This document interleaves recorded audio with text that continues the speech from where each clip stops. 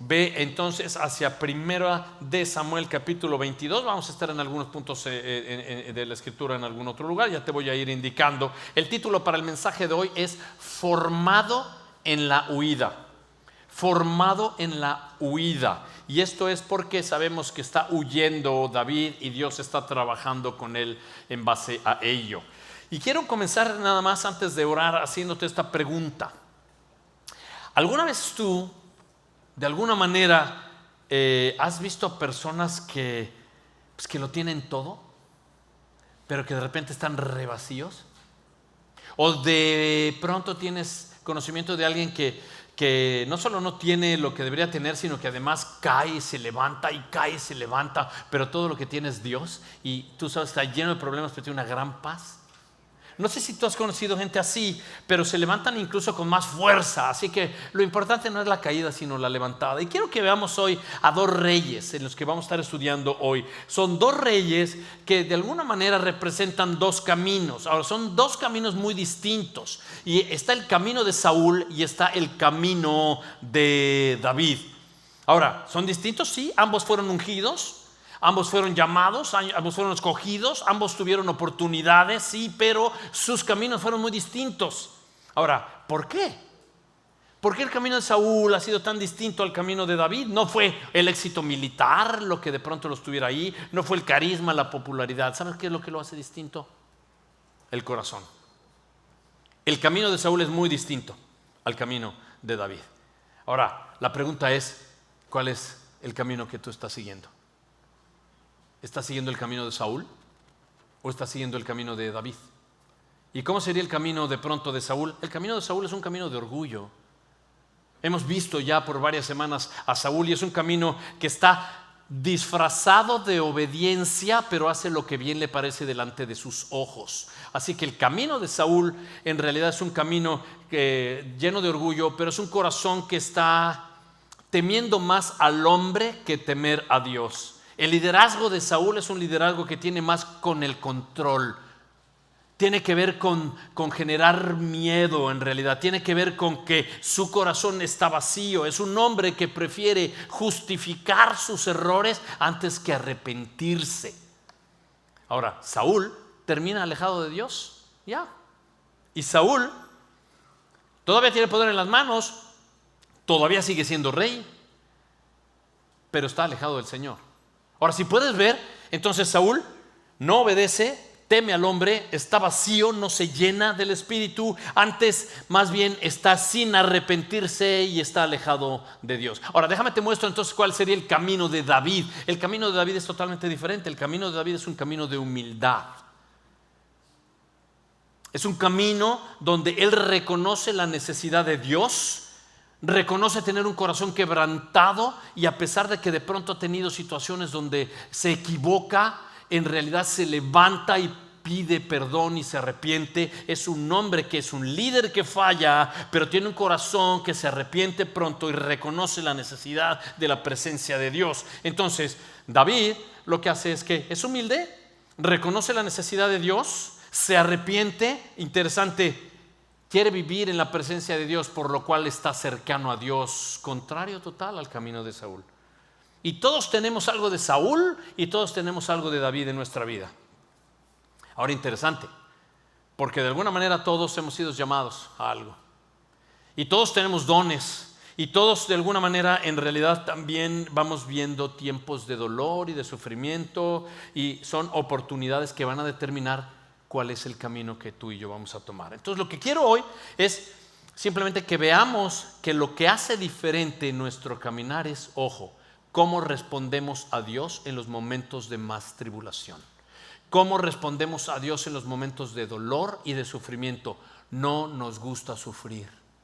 No nos gusta sentirnos incómodos, no nos gusta sentirnos que fallamos, no nos gusta cuando nos corrigen, no nos gusta cuando nos redireccionan, pero Dios hoy nos va a confrontar con una situación que es el arrepentimiento. Así que mientras esto pasa, vamos a ver cómo Dios va a ir formando a David en la huida, cómo lo forma en el desierto, cómo lo forma en la cueva, pero sí quiero que tengamos bien claros, en realidad nuestra vida no es estar cómodos.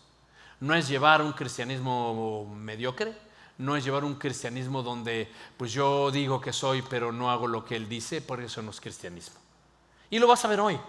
Por eso decía, ¿cuál es tu camino? Si el de Saúl, que es orgullo y desobediencia, pero no está cerca del Señor, o es el de David, que de repente reconoce y ¿sabes qué? No importa lo que esté pasando, yo sé que esto es algo que Dios está haciendo ahora en mí y que lo va a usar para darse gloria. Y eso es lo que nos tiene. Sí, te pedí entonces que fueras 1 Samuel capítulo 22. Vamos a ver cuál es nuestro mapa del sermón y entonces oramos. El mapa del sermón es muy sencillo. Quisiera haber llegado, ponle cuidado a esto.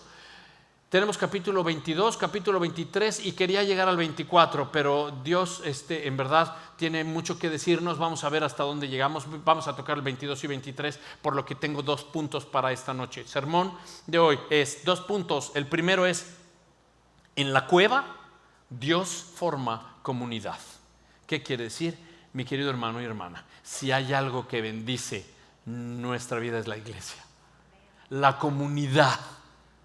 Venir a la iglesia y vivir lo de los unos por los otros es una gran bendición. Dios quiere usar aún tu dolor y quiere usar aún cuando te estás levantando de una situación, porque Dios quiere que los demás sean bendecidos. Así que no deseches ni subestimes tus momentos de tormenta, tu momento de desilusión, tu momento de dolor, tu momento de sufrimiento, tu momento de cueva. No lo subestimes, Dios lo va a usar.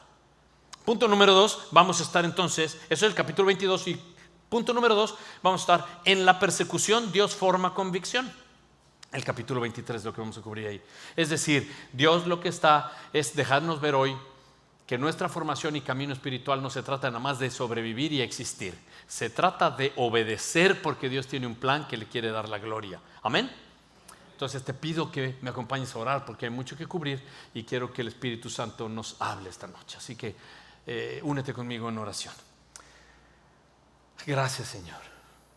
Gracias a Dios por este día. Gracias a Dios porque tenemos aire en los pulmones. No hemos terminado el propósito que tú tienes con nosotros aquí. Pero hoy estamos aquí y te hemos cantado en gratitud y te hemos cantado gracias, Señor. Así que pedimos que tu Espíritu Santo sea con nosotros. Señor, revélate a nosotros. Habla en nuestro corazón y enséñanos, mi Dios. ¿Por qué es que nos cuesta tanto trabajo entender que el sufrimiento es parte de la economía en la que tú quieres que estemos? Y si hay presupuesto para nuestra vida de dolor, Señor, que nadie nos lo quite, porque es lo que nos tiene cerca de ti. Así que, Señor, venimos rendidos y venimos a entender qué es lo que quieres que aprendamos. Háblanos, Señor, porque escuchamos aquí como tu iglesia. En el nombre de Cristo Jesús, y todos decimos amén, amén, amén, amén. Bien. Si eres de los que toman nota, vamos a arrancar con nuestro punto número 1 y dice: en la cueva Dios forma comunidad. Y esto es 1 Samuel capítulo 22. ¿Ya estás ahí? Vamos a leer los primeros 5 versos y esto es lo que dice la Escritura. Recuerda que Dios va a estar trabajando en el carácter de David. Verso 1, David, perdón un segundo, estos últimos versos fueron de la semana pasada, pero van a ser los primeros de esta semana para poder unirnos. Así que arranca con que David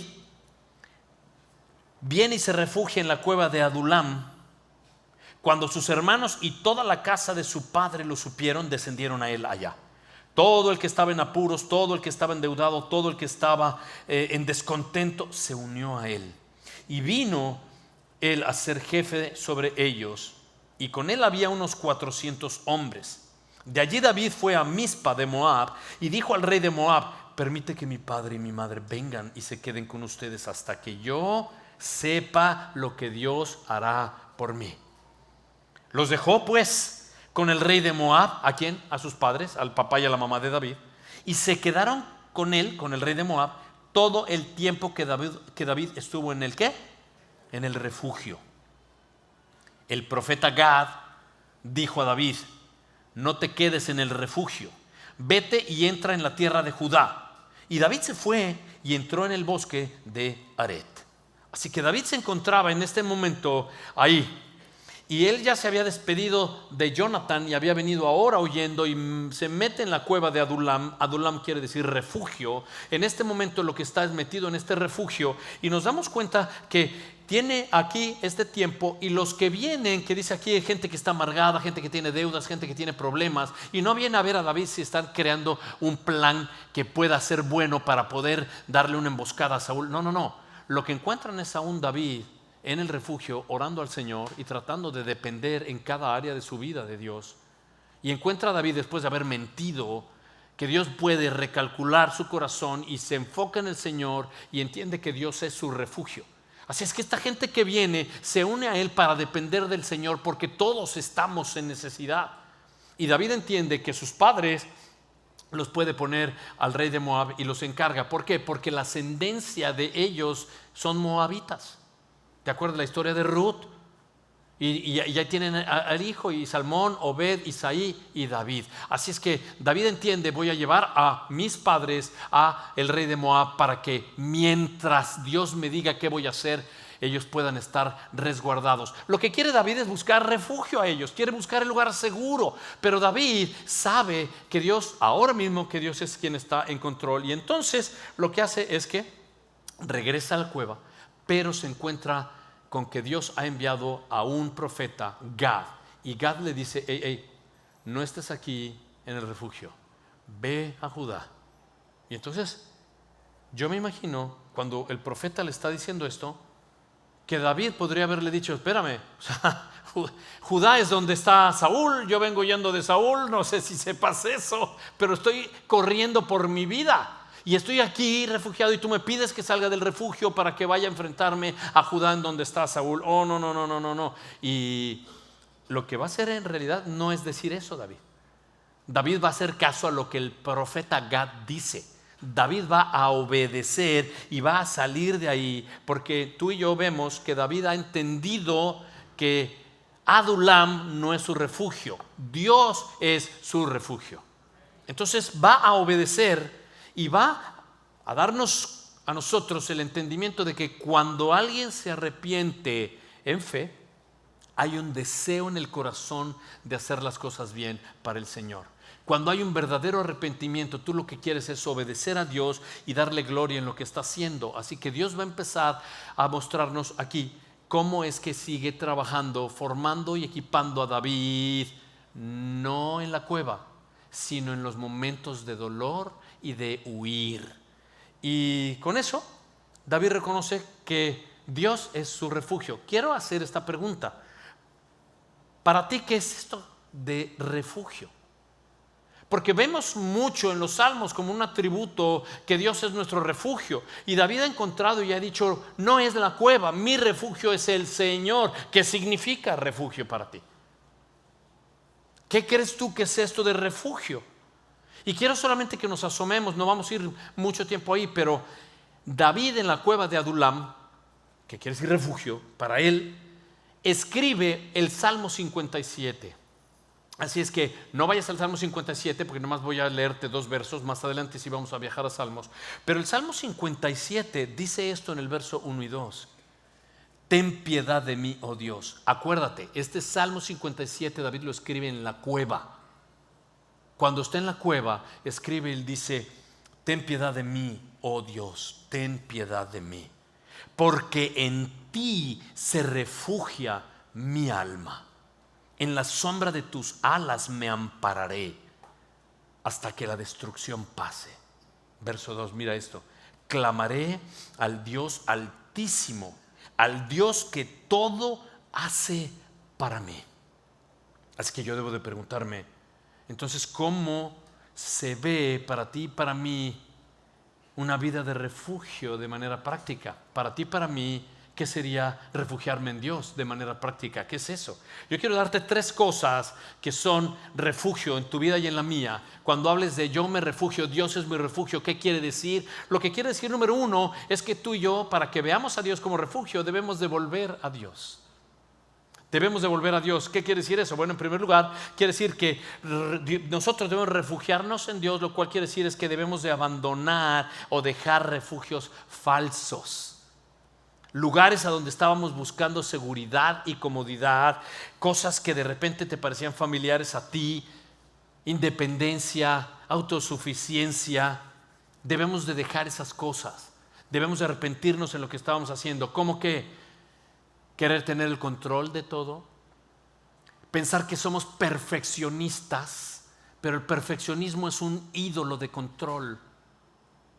Y tengo que tener mucho cuidado de no controlar las cosas, de no aislarme y no comunicarme y no congregarme y ser solamente yo y mi soledad.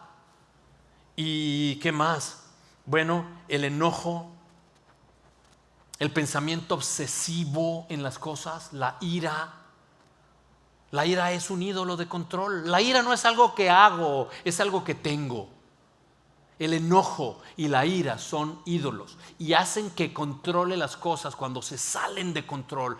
Y Dios dice, para que tú dejes estas cosas y me veas a mí, debes de abandonar donde te refugias buscando tener control y seguridad. Y ahí me arrepiento y vengo a buscar al Señor. Ahora, ¿qué otra cosa podría ser algo que me deja ver que Dios es mi refugio? Bueno, debo de recordar el carácter de Dios. Para poder decir yo me refugio en Dios, bueno, debo de reconocer primero que nada quién es Dios, el carácter y los atributos de Dios. Esto quiere decir que, bueno, que debo de reconocer primero que nada quién es Él para mí. Es decir, cuáles de los atributos son más claros en tu vida hoy. Quiero darte dos imágenes, por ejemplo, o sea, dos fotos de lo que podría ser Dios como mi refugio. La primera es en la Biblia cuando habla, por ejemplo, en el Salmo 18 que dice, Dios es mi roca. Es decir, Dios es el que a mí me da estabilidad, el que me da firmeza. Dios, Salmo 23, es mi proveedor, y porque reconozco que Él es mi proveedor y Él sustenta, entonces nada me faltará. Pero necesito no solamente dejar mis refugios falsos y chiquitos y débiles, que son meramente temporales, para venir al único que es eterno y fuerte, el que me dé estabilidad y el que ha prometido que nada me faltará. Ahora, si eso es así, la última es, someternos. O sea, porque puedo reconocer quién es Dios, pero para que yo vea que Él es mi refugio, debo de someterme a lo que Él es. ¿Y cómo me someto? Humillándome, es decir, siendo humilde. Y siendo humilde, Pedro dice, primera de Pedro, si eres de los que toma nota, primera de Pedro capítulo 5, versos 6 y 7, dice, humíllate delante de la poderosa mano de Dios. Y dice, entrégale, échale toda tu ansiedad sobre Él, porque Él tendrá cuidado de ti. Ahora Pedro dice, espérate, solamente alerta con esto. Cuídate porque Satanás está como león rugiente buscando a quien devorar. O sea, lo que Pedro está diciendo es, lo que tú y yo podemos hacer es dejar nuestros ídolos de control para que Dios nos llene y Él controle nuestra vida, ser humildes y someternos a su dirección y a su cuidado, pero ten cuidado porque Satanás va a querer destruir tu humildad. ¿Cómo? Llenándote de orgullo. ¿Para qué? Para volver a tener el control de las cosas. Y que entonces tú creas que tu corazón manda y que lo que tú haces es lo correcto. ¿Puedes ver eso? Así que cuando vuelvas a decir, Dios es mi refugio, estoy haciendo todo esto que muestra que verdaderamente Él es. Estoy dejando los ídolos de control. Estoy humillándome delante de su presencia y estoy dependiendo únicamente de Él. Si estás haciendo eso, entonces sí, vas a poder buscar seguridad en el lugar donde Dios quiere que la busques. Porque el problema, quiero nomás decirte así, es que buscamos seguridad donde queremos y no necesariamente es el lugar más seguro. Tú te recuerdas, no voy a ir ahí, pero ¿te recuerdas la historia de la tormenta que Jesús viene caminando sobre el agua? Y están los apóstoles, están en la barca y Pedro reconoce a Jesús y le dice, si eres Jesús, dime que vaya, yo voy. Y pasó un mal momento, el Señor le dijo, dale, hágale, venga para acá. Y si yo hubiera sido Pedro, yo le hubiera dicho, estaba bromeando el Señor, aquí de bocón. ¿Por qué? Porque los otros 11 apóstoles, los otros apóstoles estaban cómodos en la barca. Ellos en medio de la tormenta estaban seguros. Nadie quiso salirse, pero Pedro reconoce, mi seguridad va a estar donde Jesús esté, no importa la tormenta. ¿Puedes ver eso? Así es que si quieres tú caminar sobre el agua, tienes que sacar un pie. Y el problema de Pedro es que se desenfocó del Señor, pero reconoció: mi seguridad y mi refugio están en el Señor. Entonces esa es nuestra seguridad. Dios no quiere que tengamos refugios cómodos.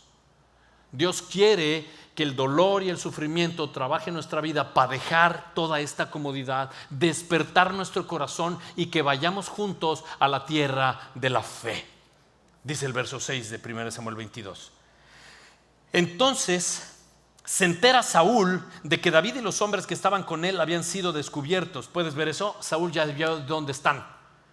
Así que Saúl estaba en Gibeá, sentado, ponle cuidado a esto, está sentado bajo un tamarisco en el alto. ¿Y qué tiene en la mano? Su lanza. Ya tú sabes lo que ese señor puede hacer con la lanza. O sea, ahora sí que él se la lanza. Él se la arrojó a David para matarlo y se la arrojó a Jonathan, su hijo, para matarlo. Así que se la puede arrojar a quien quiera.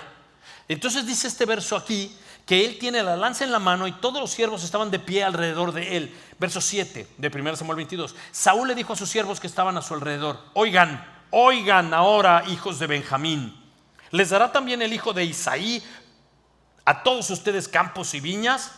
¿Los hará a todos capitanes de miles y capitanes de cientos? Verso 8. Porque todos ustedes han conspirado contra mí, y no hay quien me revele cuando mi hijo hace un pacto con el hijo de Isaí. Tampoco hay entre ustedes que tenga piedad de mí, ni me revele que mi hijo ha instigado a mi siervo contra mí para tenderme una emboscada, como sucede hoy. Pausa un segundo.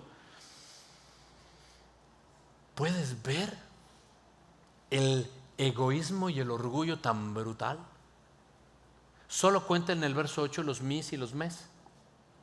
Si tú lo ves, tiene una paranoia donde cree que todo el mundo lo está persiguiendo, donde todo el mundo está yendo. Dice: ustedes han conspirado contra mí. Esos pobres están ahí, ni se han movido.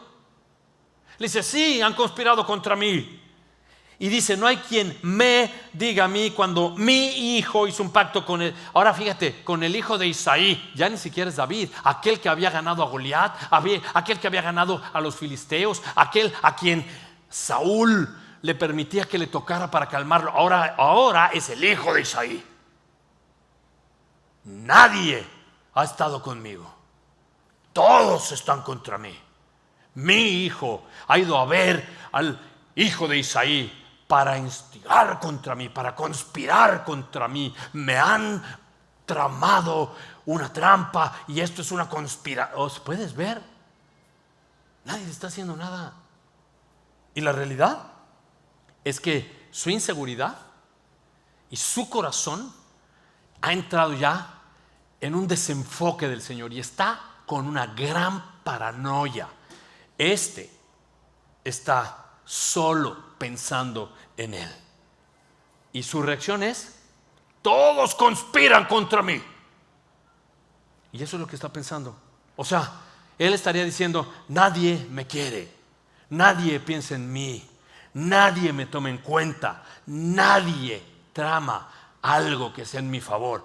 Todo, o sea, está realmente fuera de sí. Dice el verso 9. Entonces, esto es interesante, porque entre todos los que están ahí, hay una persona que está escuchando lo que está diciendo. Mira quién es, verso 9. Entonces responde Doeg, el edomita. Estaba junto a los siervos de Saúl. ¿Y qué dice Doeg, el edomita? Mira esto: yo vi al hijo de Isaí venir a Nob, a donde estaba Ahimelech, hijo de Ahitob, y consultó al Señor por él. Le dio provisiones y le dio la espada de Goliat, el filisteo. ¿Te acuerdas de la semana anterior que vimos quién era este Doeg, el edomita? Doeg, el edomita, es el jefe de los pastores de Saúl. Es edomita, lo que quiere decir es que su descendencia es Edom. Ellos vienen de Esaú, el que era hermano de Jacob. Son archirrivales. Hoy mismo hay una guerra brutal porque estas cosas son espirituales. Y Esaú versus Jacob, Israel, están así. O sea, está en este pleito hasta hoy. Lo que quiero que veas es que Este Doeg el edomita no tiene ningún problema en venir con el chisme y meter en problemas al que sea. Mira lo que dice entonces el verso adelante, y ponle cuidado, mira el verso 11. El rey entonces dice, mandó llamar al sacerdote Ahimelech, hijo de Ahitob, y a toda la casa de su padre, los sacerdotes que estaban en Nob, y todos ellos vinieron al rey. Y Saúl dijo, escucha ahora, hijo de Ahitob. Y este respondió, aquí estoy, mi señor. Y le dijo Saúl, ¿por qué tú y el hijo de Isaí han conspirado contra mí, dándole pan y una espada, y han consultado a Dios por él para que se rebelara contra mí, tendiéndome una emboscada como sucede hoy? Y Ahimelech es el sacerdote. Le responde al rey, verso 14, ¿y quién entre todos sus siervos es tan fiel como David, yerno del rey, jefe de tu guardia, y se le honra en tu casa? Y dice, ponle cuidado al verso 15. ¿Acaso comencé yo, dice el sacerdote, a consultar a Dios hoy por él? Lejos esté de mí. No culpe el rey de nada a su siervo ni a ninguno de la casa de mi padre, porque su siervo no sabe nada de todo este asunto. Pausa un segundo. Doeg el edomita había estado el día que David y Ahimelech estaban platicando en Nob, y vino con el chisme a decírselo a Saúl, y este edomita viene y le dice cosas que ni siquiera son verdad, tanto que Ahimelech dice, yo no consulté a Dios por David. Oh, no tengo ni idea de lo que usted me está hablando. De hecho le dice, un momento, David fue el que vino a mí y me dijo que venía en una representación y en un comando que usted le había mandado. De hecho me dijo que andaba con prisa y era urgente, por eso no había comido y no tenía armas. Yo no tengo idea de lo que usted me está hablando. No sé, yo confié en que usted lo había mandado y él me dijo. Y claro, el sacerdote sabe que es David un ungido de Dios, pero Ahimelech le dice, de verdad no sé de qué me habla. Y Saúl está furioso. Saúl abrió el oído a el edomita. Y entonces esto es interesante, porque David mintió. David vino y mintió a Ahimelech el sacerdote, y esto va a tener una consecuencia muy grande en los versos que vamos a leer. La mentira es un pecado, y el pecado tarde o temprano te alcanza. El problema está en que él construyó un pecado, David, y el sacerdote no sabía y le creyó. Y ahora se enfrenta el sacerdote con Saúl y no entiende qué es lo que está pasando. Hay alguien en medio, ahí falta un eslabón. Y claro, lo que sucede es lo siguiente. Mira por favor esto, el verso 16. El rey, o sea, Saúl, le dice a quien, a Ahimelech el sacerdote, ciertamente morirás, tú y toda la casa de tu padre. Un momento. O sea, ya Ahimelech es, yo no he hecho nada. Rey, perdón, usted está levantando en realidad una sentencia contra mí, pero eso es injusto. O sea, aquí ha habido algo que ni siquiera ha sido juicio. Usted no ha puesto a Doeg con David juntos para ver qué es lo que pasó. Usted está metiendo ya esto en una injusticia, y el rey no solamente no lo escucha, el rey va a decir algo, está furioso. ¿Por qué? Porque Saúl está enojado con Dios porque Dios le quitó el reino para dárselo, y eso dijo la Biblia, lo vimos hace varias semanas, para darle el reino a alguien mejor que Saúl, y este es David. Así que Saúl está enfurecido con Dios, y Ahimelech el sacerdote representa a Dios, por ende no quiero nada con el sacerdote. Y aquí lo va a tomar Saúl, porque ya se hizo ahí todo un chisme, y él no ha resuelto nada, y determina, vas a morir, sacerdote, tú y toda la casa de tu padre. Mira conmigo el verso 17. El rey le dijo a los guardias que le asistían, vuélvanse y den muerte a los sacerdotes del Señor, porque la mano de ellos también está con David, y porque sabían que él estaba huyendo y no me lo revelaron. Mira lo que dice después. Estos siervos del rey no quisieron levantar la mano para atacar a los sacerdotes del Señor. Ellos no se movieron. ¿Cómo vamos a matar a los sacerdotes? Y no se mueven. Pero el 18, ¿quién crees que sí se mueve y le vale gorro? ¿Quién crees? El edomita. El edomita no tiene problema. Él dice: jefe, dígame qué hago, y yo lo hago.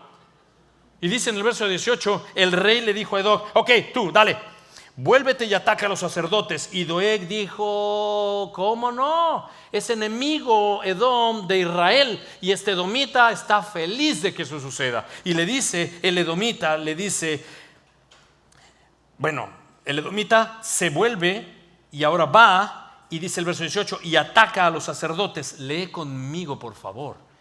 Y mata aquel día ¿a cuántos sacerdotes? A 85. ¿Por qué sé que son sacerdotes? Porque vestían el efod de lino. Verso 19 me provoca una gran tristeza. En Nob, la ciudad de los sacerdotes, la hirió a filo de espada, tanto a hombres como a mujeres, a niños como a niños de pecho. Y también hirió a filo de espada a bueyes, asnos y ovejas. ¡Wow! Saúl ha perdido completamente el juicio.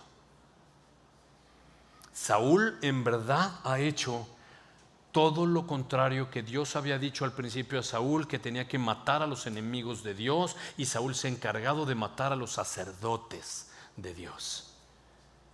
Y no tiene temor de Dios. Doeg tampoco tiene temor de Dios. Y esto está sucediendo en este momento cuando David escribe el Salmo 52. Acompáñame por favor al Salmo 52. Deja tu dedo ahí en primera de Samuel 22 y ven conmigo al Salmo 52. Cuando estés ahí dime: ya, yo voy a esperar. Es bien importante que entendamos la Biblia en su cronología, en su contexto. Así es que esto que acabamos de ver y el corazón ahogado de David le lleva a escribir el Salmo 52. ¿Estás ahí ya? ¿Puedes ver el título por favor conmigo? Dice: masquil de David cuando Doeg el edomita le informa a Saúl diciéndole: David está en la casa de Ahimelech. Y dice el Salmo 52. Ponle mucho cuidado y ahora imagina cuando lo leamos lo que está pasando.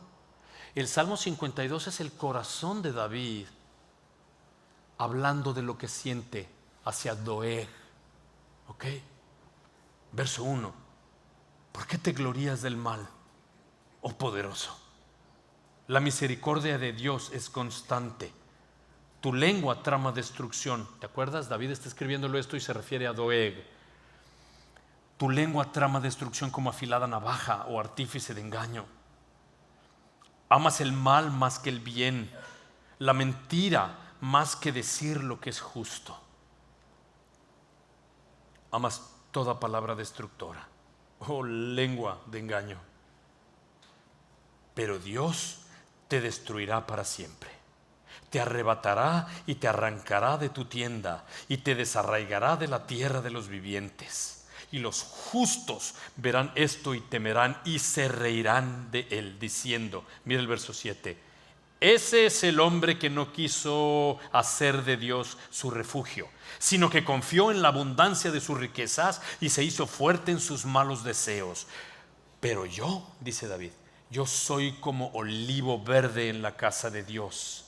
En la misericordia de Dios confío eternamente y para siempre. Te daré gracias para siempre por lo que has hecho, y esperaré en tu nombre, porque es bueno delante de tus santos. David está absolutamente enfocado en Dios, completamente convencido en quién es Dios, y solo está esperando que Dios actúe. Y entonces vamos por favor de vuelta a primera de Samuel y vemos el verso 20 al 23 del capítulo 22. El verso 20 dice: ya ha venido esta matanza, Doeg ha acabado con 85 sacerdotes y gran parte de la población de Nob, pero hay alguien que se logra escapar y es el nieto del sacerdote. Mira el verso 20, un hijo de Ahimelech, que es hijo de Ahitob, llamado Abiatar escapó y huyó tras David. Abiatar avisó a David que Saúl había matado a los sacerdotes del Señor. Entonces David le dijo a Abiatar, imagínate el corazón de David conmigo. ¿Te acuerdas que David mintió? Y David dijo todos estos cuentos que le cuestan ahora la vida a 85 sacerdotes. Mi querido hermano y hermana, la mentira tiene que ser pagada. Tiene que aceptar las consecuencias. Y dice así en el verso 22, ya el corazón de David ya temeroso. Mira lo que dice. Yo sabía aquel día cuando Doeg el edomita estaba allí, que de seguro se lo haría saber a Saúl. Mira lo que dice. He causado la muerte de todas las personas de la casa de tu padre. Y entonces dice esto David a Abiatar: quédate conmigo, no temas, porque el que busca mi vida busca la tuya, pero conmigo estarás a salvo. Lo cual nos lleva al segundo punto. En la persecución en la cual se encuentra David, Dios forma convicción. Y a veces es convicción más que creencias. A veces sé qué es lo que está pasando. A veces sé la situación que Dios ha permitido en mi vida y el sufrimiento y el dolor, pero me van a llevar a los pies de la cruz y ese es un regalo de gracia. Y debo de estar convencido que Dios lo va a usar para bien. Y eso es lo que pasa con David. O sea que su persecución no lo define, revela lo que está pasando. David entiende, esto es lo que Dios quiere hacer conmigo. Dios está trabajando en mi corazón. Nadie me quite esto porque Dios está trabajando. Y dice entonces el verso 1 del capítulo 23. ¿Están ahí conmigo? Verso 1. Entonces le dieron aviso a David. ¿Cuál fue el aviso que le dieron a David? Los filisteos están atacando a Keila y están saqueando las eras, toda la cosecha y el grano. El verso 2. Entonces, ¿viste la respuesta de David? Ya cambia absolutamente toda su actitud. Dice el verso 2. Entonces, el entonces es un conector, porque esto es lo que está pasando. Están destruyendo Keila, que está hacia la parte de donde David va a ir después. Es parte del pueblo de ellos.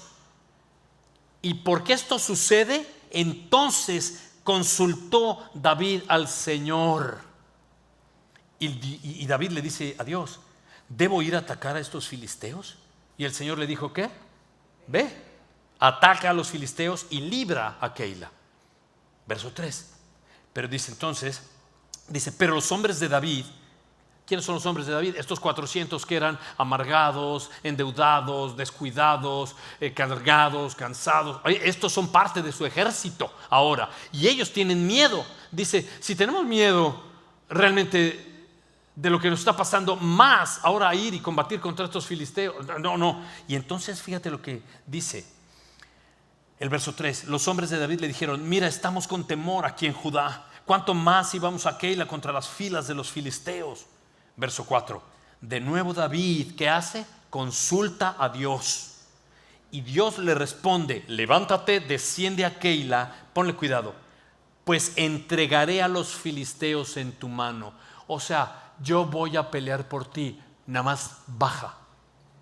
Y David y sus hombres fueron a Keila y pelearon contra los filisteos y pues ganan, y entonces se llevan su ganado y los hirió con gran mortandad. Así libró David a los habitantes de Keila. Así que aunque David esté fugitivo o huyendo, él sigue teniendo el llamado que tiene. Sigue con un ejército que no es un ejército tradicional, pero sigue con estas personas porque él no va a hacer las cosas por su cuenta. Está haciendo lo que Dios le ha dicho que tenía que hacer. De hecho, consulta a Dios y Dios le dice: ya, ve. Y los amigos: no, yo tengo miedo. Deja ver qué dice Dios, espérate.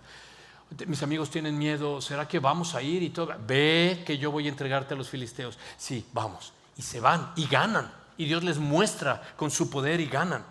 Entonces ha habido un cambio importante en David ya, porque consulta a Dios y depende de Dios. Y vemos a este David más centrado, y vemos a este David que Dios es su refugio, pero vemos a David temeroso de Dios y sometido a Dios porque Él es quien opera.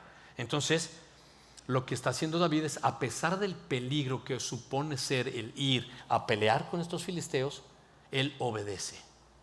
No importa cuál es la indicación que Dios está dando, Dios ha dicho: yo voy a pelear la batalla por ti.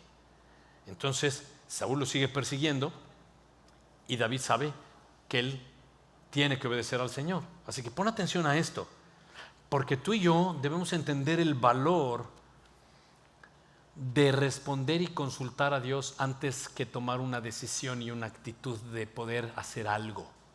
Es muy fácil para ti, para mí, de repente hacer lo que queremos hacer y tomar una decisión y ponerla en práctica, o decirle a Dios: Dios, mira, estos son mis planes, los voy a hacer, espero me bendigas. Y la economía de Dios funciona al revés. Dios mío, tengo esto en mi corazón, quiero que tú me des la autorización y la bendición de si quieres que lo haga, yo lo hago. Y eso es lo que nos está enseñando David hoy. Realmente lo que está diciendo es: hey, no importa a dónde te mande el Señor ni lo que te diga que tienes que hacer. Si el Señor bendice, Él sostiene. Si el Señor llama, Él equipa. Entonces yo tengo que entender eso. David está haciendo lo que Dios le dice y dependiendo de su dirección. Entonces esto es a partir del verso 6. Ya ganaron ahorita este encuentro con los habitantes de Keila. A partir del verso 6 hasta el 29 voy a resumirlo, el resto del capítulo 23, pero solamente voy a traer unos versos que son claves, te los voy a dar, porque eso nos van a dar la dimensión de lo que trata el verso 23. Después de que David libera a Keila, descubre que Saúl sigue con su plan de matar a David y lo está persiguiendo, y David acaba de liberar a la gente de Keila, y sabe David, porque se lo revela Dios, que Saúl va a llegar a Keila y estos de Keila van a entregar a David, lo van a traicionar los suyos.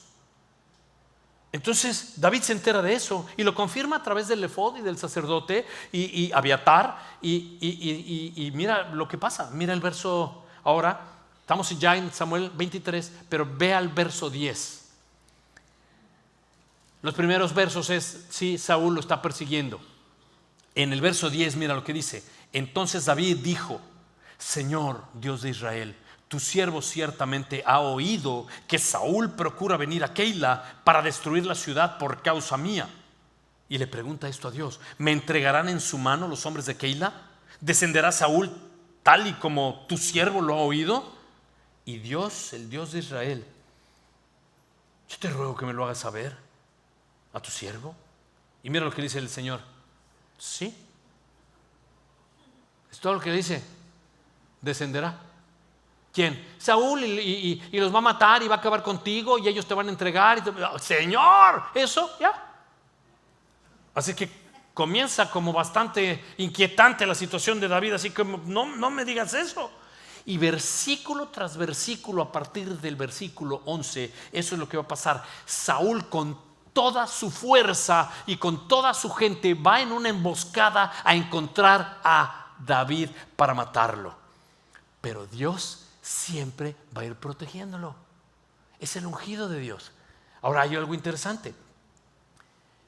David va a ser traicionado y lo vamos a ver. Estos habitantes de Zif, ahorita los vas a ver, ellos van a hacer algo muy feo. Verso 14. David se quedó en el desierto. ¿En dónde? En los refugios, y permaneció en la región montañosa, en el desierto de Zif. Ahí está resguardado. Saúl lo buscaba, ¿cuántos días? No me digas, ¿cómo tú vives eso al dormir y al despertar, escondido en la cueva, y no sabes en qué momento va a llegar Saúl con miles de su ejército? Todos los días, no hay chance. ¿Y sabes qué? ¿Puedes ver lo que dice después en el verso 14? Saúl lo buscaba todos los días, pero Dios no lo entregó en su mano. Así que lo que quiero es ver cómo David está escondiéndose en lugares naturales, en cuevas, en donde puede, viviendo como fugitivo, y todos los días está huyendo, y todos los días Saúl lo quiere matar, y todos los días Dios lo va a proteger. Entonces Dios no lo va a entregar.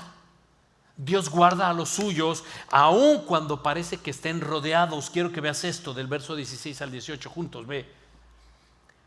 Jonathan, ¿te acuerdas de Jonathan? Es el hijo de Saúl. Aquí vuelve a aparecer. Jonathan se entera que David lo está correteando Saúl está correteando a David porque lo quiere matar. Y verso 16: y Jonathan, hijo de Saúl, se levantó y fue a donde estaba David en Ores y lo fortaleció. Y Jonathan le dijo: no temas, porque la mano de Saúl mi padre no te va a encontrar. Tú vas a reinar sobre Israel, y yo voy a ser el segundo después de ti, y Saúl mi padre también sabe esto. Así que hicieron los dos un pacto delante del Señor, y David permaneció en Orés mientras Jonathan se fue a su casa.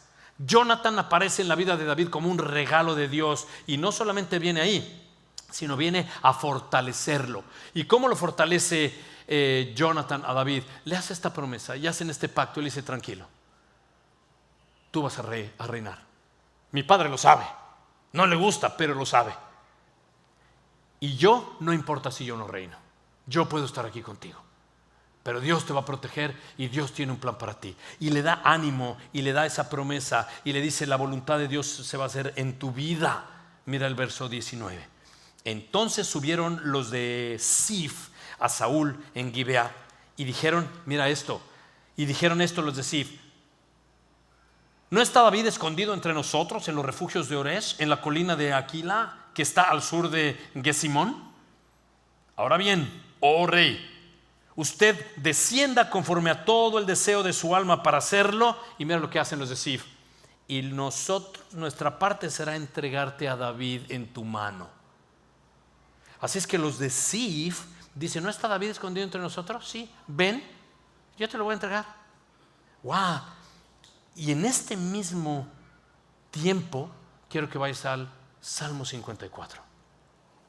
En este mismo tiempo de traición, en este mismo tiempo donde los habitantes de Sif vienen donde Saúl y le dicen: yo te voy a entregar a David.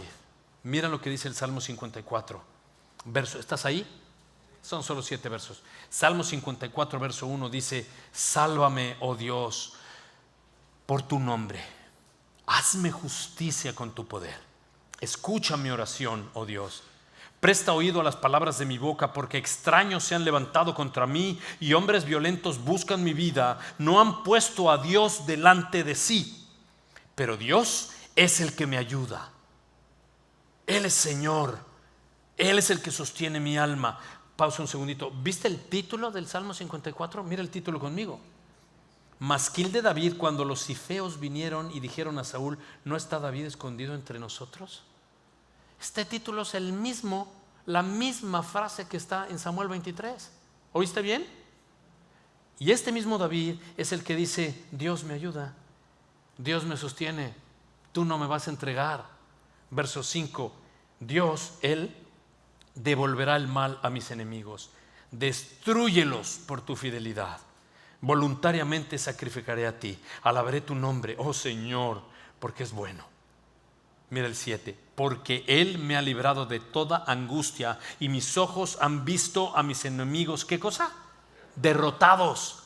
David tiene confianza en que Dios no lo suelta, y escribe en este momento, cuando le han informado: los de Sif te van a entregar, y él escribe esto a Dios. Esta es esta oración, y él escribe: Señor, tú estás en control, tú paga todo lo que ellos tengan que por su maldad. Yo confío en ti, yo confío en que tú me sostienes. Verso 26 al 29 son los últimos versos del capítulo 23. Dice el verso 26: así que Saúl iba por un lado del monte, y David y sus hombres por el otro lado del monte. Es como musical chairs, ¿no? Ahí va corriendo David para acá abajo, y ahí vienen los otros y van correteándolo, y lo van correteando. Lo interesante es que tiene miles de hombres Saúl, y ha hecho una estrategia para rodearlo. Entonces se va a expandir y lo va a rodear. Y este es interesante: David se apresuraba para huir de Saúl, pues Saúl y sus hombres estaban ¿qué? Rodeando, verso 26, a David y a sus hombres para apresarlos. Por favor, mira conmigo el verso 27. Pero un mensajero llegó a Saúl diciendo: jefe, apresúrese y venga, porque es que los filisteos han hecho una incursión en la tierra. Verso 28: regresó entonces Saúl, dejando de perseguir a David. Y dice aquí: y el encuentro de los filisteos estuvo ahí con Saúl. Por eso David se pudo ir, y a eso, dice aquí, le llamaron a aquel lugar la peña de escape. Verso 29: y sube David de allí y permaneció en los refugios de Engedi. David está a punto de ser apresado. Ahí viene, no tiene opción. Él no sabe que por ambos lados están a punto de alcanzarlo, lo están rodeando, lo van a matar. Y en ese momento Dios, ¡bam!, pausa. interrumpe este movimiento del enemigo. ¿Oíste bien? Dios interrumpe y destapa esta guerra, y los filisteos van a atacar a Saúl y vienen y le avisan: van a destruir. Y Saúl dice: vénganse, y se regresan. Dios interrumpe. David ora, Salmo 54, y dice: el Dios al cual sirvo le va a devolver el mal a estos. Y viene un muchacho y le dice: hey, güey, nos van a matar, deja ahorita a David, vámonos. ¿Y sabes qué pasa? Pon mucha atención. Primera de Samuel 23, esta interrupción de Dios sucede mucho en la Escritura. Y a lo largo de la Escritura tú vas a ver muchas veces que Dios interrumpe la acción del enemigo. Y esto quiero mostrarte un par de ejemplos. Pero Dios es soberano y Dios hace cosas impresionantes que tú y yo no alcanzamos a ver. Pero en Éxodo 14 Dios había liberado a su pueblo de Egipto. Y venían y se topan con que hay dos grandes montañas. Los egipcios, el ejército, vienen persiguiendo al pueblo de Dios y llegan a un límite donde se encuentran con el Mar Rojo y dicen: ahora sí, ¿qué hacemos? Y le reclaman en Éxodo 14 a Moisés y le dice: ¿qué vas a hacer? ¿Para eso nos sacaste de ahí? Ahí viene el ejército atrás, nos van a hacer pedazos, ¿qué vas a hacer? Y Dios interrumpe. Y en el capítulo 15 de Éxodo le dice Dios a Moisés: con la vara toca el mar. ¡Za! ¡Uah! Y se abre el mar y el ejército. ¡What! Yo creo, esto es personal, la verdadera fe no es el que el mar se abriera, es crúzale. ¿Quién es el primero? Yo no. Que tú vayas a cruzar y ¿qué onda? No me digas. Cruzan 2 millones. Y Dios dice en la Biblia que cierra el mar encima del ejército egipcio. ¿Puedes ver eso? ¿Puedes ver dónde más Dios interrumpe? Hay muchos lugares, te quiero mencionar uno o dos más. Daniel 6. Daniel 6, el pueblo es el imperio babilónico. Y han puesto los sátrapas un edicto para que todo aquel que orara al Dios del cielo fuera muerto, sino que tenían que alabar, ¿te acuerdas? A quien estaba de emperador.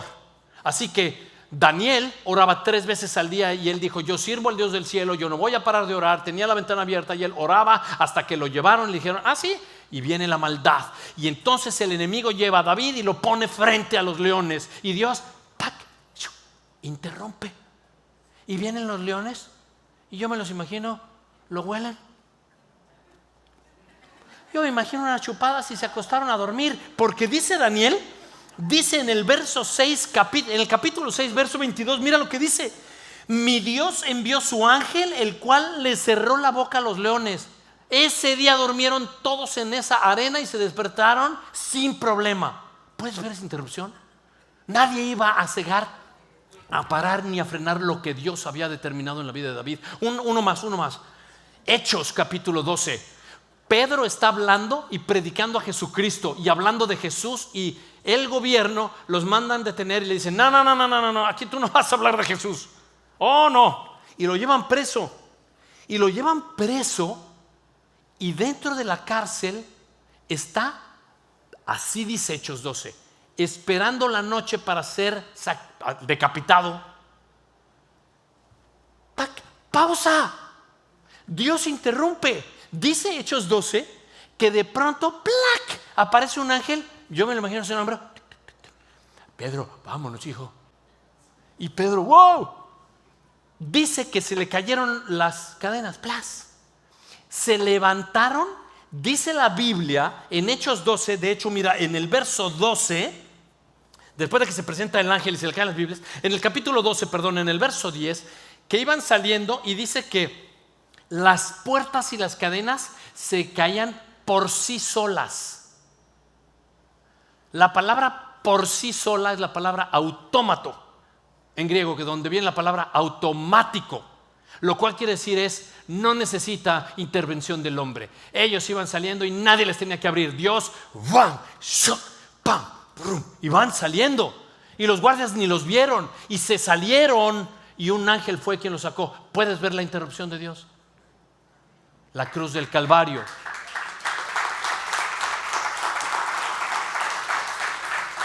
En la cruz del Calvario Dios interrumpe el poder que tenía el pecado y la muerte. Satanás pensó que ya la había librado, y que ya había terminado con Jesús y Jesús ya estaba ahí colgado, crucificado, y esa mañana de viernes muerto, y de pronto ¡tac!, interrumpe Dios el poder de la maldad y lo resucita. Así es que Jesucristo vence la muerte y Dios empieza a mostrarnos así lo que dice Colosenses 2:15: despoja a los principados y las potestades y los exhibe públicamente, triunfando sobre ellos en la cruz. Mira lo que dice tu pantalla, por favor. Dios nunca está ausente, siempre tiene el control y en el momento preciso interviene. No tengas duda nunca de que Dios en el momento preciso va, ¡pac!, pausa. No tengas duda de eso. Dios, cuando Él quiera, va a interrumpir este ataque espiritual para hacer su soberana voluntad. Y eso es así. Déjame decirte esto, por favor, en un minutito. Pero en el siglo XIX, tengo que leerte porque el nombre es muy difícil para mí, mexicano. Un artista pintor alemán que se llama Friedrich Moritz pintó una pintura titulada Jaque Mate. Y este pintor alemán pinta esta pintura Jaque Mate, y esta pintura está ahí representando, ahí la estás viendo en tu pantalla, ese joven representa al mundo y del otro lado está representado Satanás. Es una pintura real, ha estado en un montón de galerías. Esto es el siglo XVIII. Y esta pintura de ahí, del siglo XIX, esta pintura lo que deja ver es el fin. Esta pintura se llama Jaque Mate. Esta pintura deja ver, tú ves la cara que tiene Satanás diciendo, ya está, el fin, y la angustia del muchacho de, ok, ¿qué voy a hacer? Ahora es interesante, porque parecería que ya está sellado el tiempo del fin en este joven. Ahora, años después aparece el campeón de los Estados Unidos de ajedrez por mucho tiempo y se llama Paul Morphy. Aparece en esa galería Paul Morphy y de repente está viendo esto y ve entre todos los cuadros de repente ajedrez. Era el campeón mundial de ajedrez, el primer americano, y lo ve y dice, oh, wow, espérame, wow. Y está viendo y dice, campeón de ajedrez, espérate. Y manda a traer un ajedrez y lo pone en la misma posición las fichas, y estuvo estudiando la estrategia. Y estudia la estrategia y de repente dice, ¡hey! No, wait, hay un movimiento más. Mientras el rey esté de pie, hay un movimiento más. Y me encanta, porque él dice, el juego no ha terminado, el rey está de pie. Y parecería que era el final, pero este Murphy deja ver que no. Y deja ver que no, y muestra cuál era la posibilidad, por lo cual no era el fin. Y con esto lo que te quiero decir es que Satanás pensaba que con Saúl ya había destruido a David. Y eso no sucede. Los de Ziph pensaron que habían traicionado a David y que eso era el fin de David. Satanás pensaba a través del pecador que ya había acabado con Jesucristo en la cruz, pero no. Dios, mientras esté de pie, hay un movimiento más.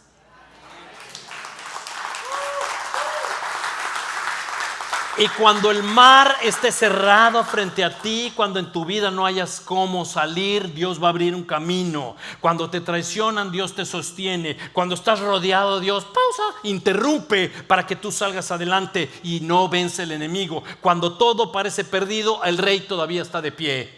Y quiero decirte esto que dijo Billy Graham, porque Billy Graham usó hace mucho tiempo esta ilustración de la cual de repente yo la vi y me voló la cabeza. Y Billy Graham dice esto. Billy Graham dice, Satanás puede gritar jaque mate, pero el Rey de Reyes todavía tiene un movimiento más. Ese movimiento es Jesucristo. La cruz no es el final, mis hermanos. Es el inicio de una victoria eterna donde Cristo vence el pecado y la muerte.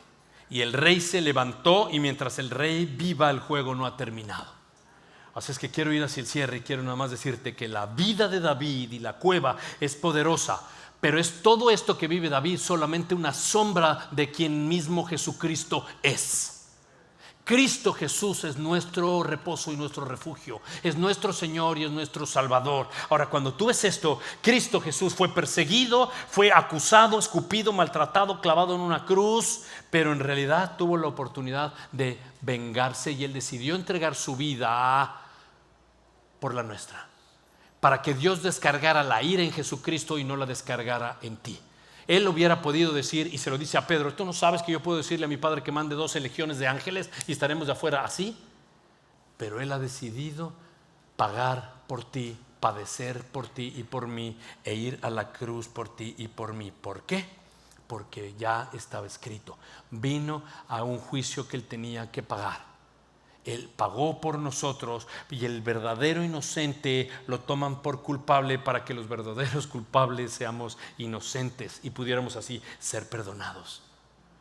Y Pedro dice así en 1 de Pedro capítulo 2: cuando lo maldecían, no respondía con maldición; cuando padecía, no amenazaba; y cuando se encomendaba la causa, él no respondía. Pero este es el verdadero corazón del evangelio: la venganza es del Señor. Este es el verdadero corazón del evangelio. Cristo Jesús ya pagó por ti y por mí.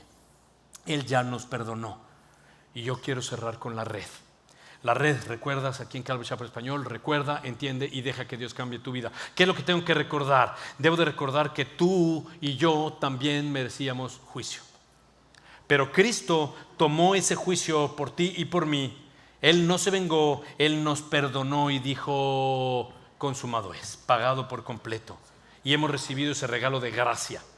Entiende, ¿qué es lo que debo de entender? Que Dios ve más allá de lo que tú y yo vemos. David en realidad no entendía por qué, después de salvar a Keila, ellos iban a traicionarlo y ellos iban a entregarlo. Pero ¿sabes qué? David no se apoyó en su propio entendimiento ni tratar de buscar dirección ni nada. Él solamente confió en Dios y le dejó las consecuencias al Señor. Debo entonces de entender que las consecuencias y las batallas no son mías, son de Dios. Y por último, deja que Dios cambie tu vida. David dejó la ciudad cuando Dios le dijo: déjala, aunque lo iban a traicionar. Pero él decidió salir a pesar de que su vida fuera un desastre. Solamente obedeció.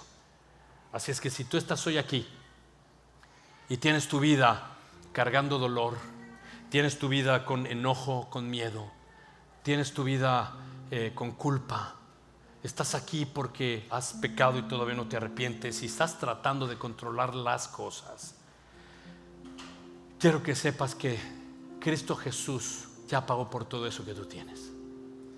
Solamente te pide que se lo entregues, que te arrepientas y que vengas delante de Él, aun si ya conoces del Señor y has estado huyendo de responsabilidades que te tocan delante de Dios. Has estado huyendo de su amor y de su misericordia y de su compasión y de su cariño.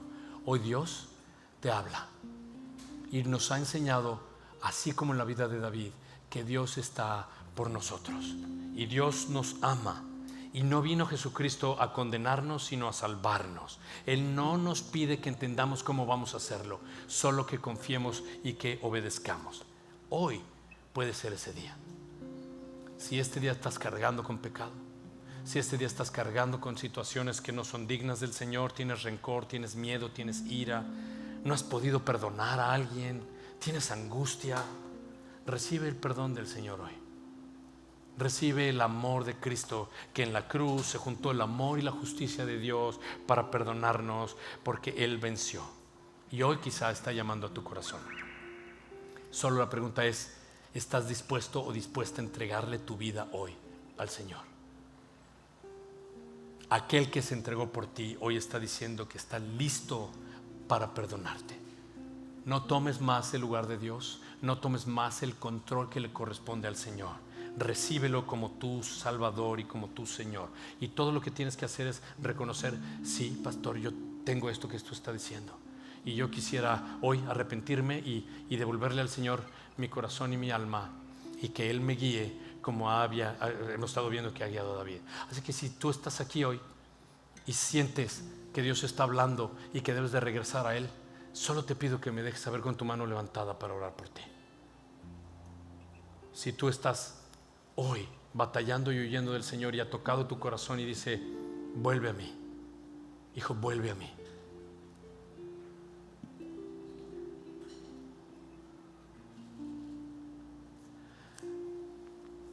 Oremos entonces, por favor, juntos. Amado Dios, yo oro por cada uno de los que están aquí y por cada persona y cada alma y cada corazón, aún que de pronto haya sentido en su corazón la necesidad de regresar a ti, o la necesidad de volver a esa dulce comunión, o de ser perdonado, o de arrepentirse por cosas indignas, aún, Señor, desde la cruz dijiste: perdónalos porque no saben lo que hacen. Si no levantaron la mano, no se pusieron de pie, Señor, yo te pido que en su corazón esa convicción les haga arrepentirse y venir a ti en fe. Señor, gracias porque tú has hablado y a nosotros nos toca responder. Yo te pido, Señor, que nos guardes y nos lleves con bien, y nos vamos de este lugar, más no de tu presencia, y te amamos y te adoramos en el nombre de Jesús. Y tu iglesia dice: amén. Pongámonos de pie y cerremos adorando a nuestro Señor. Nos vemos el próximo sábado, 6 de la tarde. Dios les bendiga. Buena noche.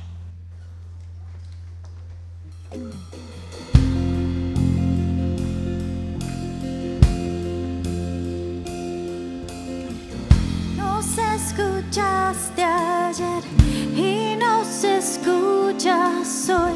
Eres el mismo, eres el mismo. Nos respondiste ayer y aún respondes hoy. Eres el mismo, eres el mismo. Nos proveíste ayer y nos provees hoy. Eres el mismo, eres el mismo. Te moviste con poder, ven, muévete otra vez. Eres el mismo, eres el mismo. Tú nos sanaste ayer y estás sanando hoy. Eres el mismo, eres el mismo. Tú nos salvaste y aún tú salvas hoy. Eres el mismo, eres el mismo. Oh Dios, te necesito, oh Dios, te necesito hoy, te necesito. Oh Dios, mi roca eterna, confío en tu fidelidad, tu fidelidad.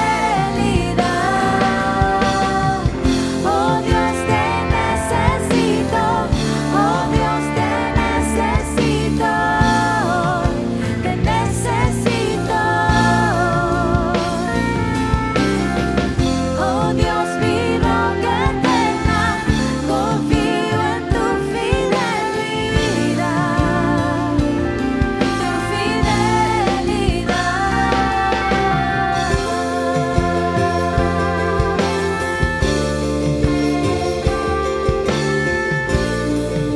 Que tengan una buena noche, Dios los bendiga.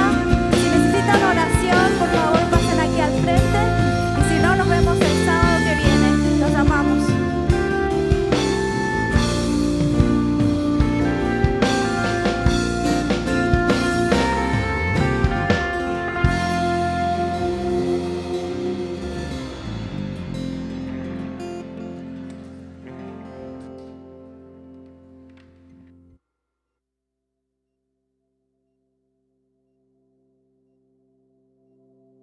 Come find your healing beyond understanding.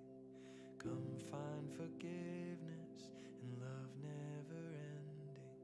The arms of the Father are waiting to welcome you home.